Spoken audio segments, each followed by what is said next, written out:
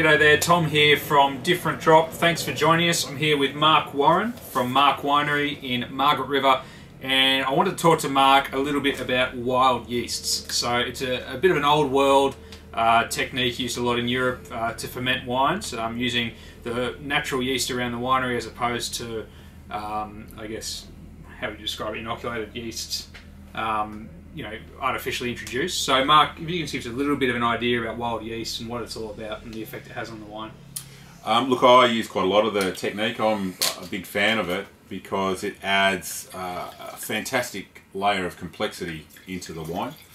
So basically, normally a winemaker would choose a specific yeast which has specific characters that he thinks complements the wine. The yeast is a really strong fermenter and really reduces the risk of what might happen. So the winemaker knows what he'll get every year. But the alternative of that is to use the natural yeast which exist both within the vineyard and in the winery. So on the outside of the berry, yeast naturally grow, and you can actually use those yeasts to ferment the wine.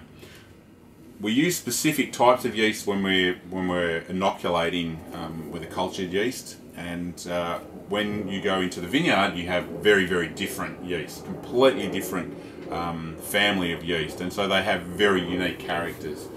So when you're conventionally fermenting a wine with an inoculated yeast, it's one yeast with one set of characters. When you use the natural flora, there's a whole lot of yeast, of very different types of yeast, and they all have different contributions, and so you get lots of different characters coming from the different yeast. So would you say there's more risk involved doing this, or it's manageable?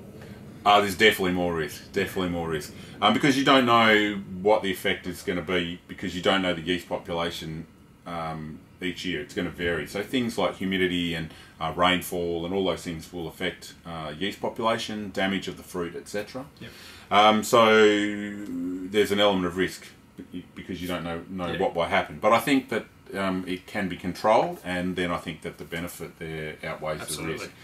But it does take a bit of time. I wouldn't.